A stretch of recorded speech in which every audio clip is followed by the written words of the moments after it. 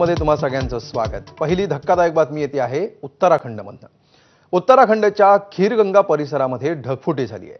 यामध्ये 4 जणांचा मृत्यू झालाय तर 50 जण बेपत्ता आहेत। खीरगंगामधील बाजारामध्ये अनेक स्टॉल्स वाहून गेले तर काही अस्थायी बांधकामं देखील कोसळली आहेत। जिल्हा प्रशासनाकडून युद्धपातळीवर बचाव कार्य करण्यात येत आहे। तसंच लष्कर, एनडीआरएफ आणि एसडीआरएफचे जवान थोड्याच वेळात घटनास्थळी पोहोचलेत अशी माहिती उत्तराखंडचे मुख्यमंत्री पुष्कर सिंग धामी यांनी दिली आहे। तसंच महाराष्ट्रातले काही पर्यटक सुद्धा अडकल्याचं कळत आहे।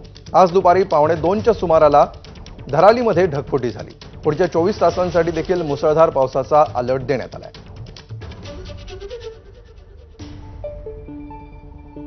तर खीरगंगा उत्तराखंड या ठिकाणी कशा प्रकारे ढगफुटी झाली आणि पाण्याचा लोंढा कसा वाहत आला याची ही दृश्य आहेत। काळजाचा थरकाप उडवणारी अशी ही दृश्य। या परिसरामध्ये असणाऱ्या घरांचं कशा प्रकारे नुकसान झालं असेल आणि काही कळण्याच्या आतच काही मिनिटांमध्ये इथली परिस्थिती कशी उद्ध्वस्त झाली असेल याची कल्पना या दृश्यांमधून आपल्याला येऊ शकते। अचानकपणे ढगफुटी झाल्यानंतर पुढच्या काही वेळातच अक्षरशः त्या ठिकाणी पुरानं थैमान घातलेलं आहे। 50 जण सध्या बेपत्ता असल्याचं दिसतंय।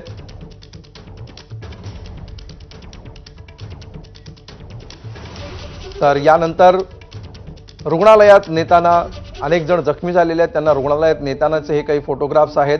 त्याचबरोबर त्यांची सुटका केली जाते आहे आणि बचाव यंत्रणांकडून सध्या युद्धपातळीवर अधिकाधिक लोकांना या संकटातून सुरक्षितरित्या बाहेर काढण्याचे प्रयत्न सुरू आहेत। यामध्ये महाराष्ट्राचे सुद्धा काही पर्यटक अडकून असल्याची माहिती मिळते। हमारी एसडीआरएफ की बटालियन हेडक्वार्टर में जो डिजास्टर इक्विपमेंट्स को जो इस डिजास्टर में काम आ सकते हैं उनको भी हम लोग एक जियो के सुपरविजन में रवाना कर रहे हैं। और इसमें जहां पर भी लग रहा है कि जो भी एजेंसी जो है इसमें हेल्प कर सकती हैं, एसओसी जो है वो क्लोजली कोऑर्डिनेट कर रहा है। और सारी की सारी एजेंसी जितने मैंने आपको बताया, चाहे आर्मी है, चाहे आईटीबीपी है, एनडीआरएफ है, सभी की सभी टीम्स मौके पर पहुंच रही हैं और एक कोऑर्डिनेटेड तरीके से एक रेस्क्यू वर्क किया जा रहा है। तर उत्तराखंडचे मुख्यमंत्री पुष्कर सिंग धामी यांनी एबीपी न्यूजशी बोलताना काय माहिती दिली आहे ऐकूया।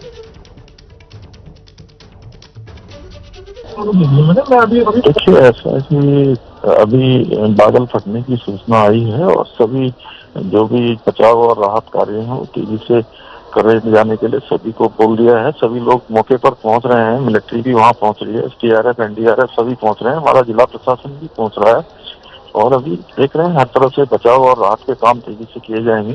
अभी सभी अधिकारी हमारे और सभी जो लोग राहत और बचाव कार्य में लगने वाले हैं वो सब मौके पर पहुंच रहे हैं। उसके बाद ही आकलन किया जाएगा। सेना के लोग भी वहां पर पहुंच रहे हैं। सारी जो बचाव के काम है वो तत्काल करे जाए, सभी को कहा गया है और सब लोग देख रहे हैं। अभी बड़ी आपदा है और अभी चूंकि अभी प्रारंभिक रूप से देखिए जब तक पूरी जानकारी नहीं आ जाएगी तब तक नुकसान तो बहुत बड़ा है और अभी सबका आकलन करेंगे। अभी देख रहे हैं उसका क्या करेंगे। पास का है घराली नगर है और कस्बा है ये हमारा। वहाँ पर मोस्टली गेस्ट हाउस और होटल वाला क्षेत्र है जहाँ पर ये घटना हुई है। तर ढगफुटीनंतर या ठिकाणी अक्षरशः ज्याला तबाही म्हणतो तशी परिस्थिती निर्माण झालेली आहे। अनेक लोक या महाकाय पाण्याच्या लोंढ्यामध्ये वाहून गेले तसं कळत आहे। धराली बाजारपेठ संपूर्णपणे उद्ध्वस्त झालेली आहे आणि या ठिकाणी सध्या बचाव कार्य सुरू आहे।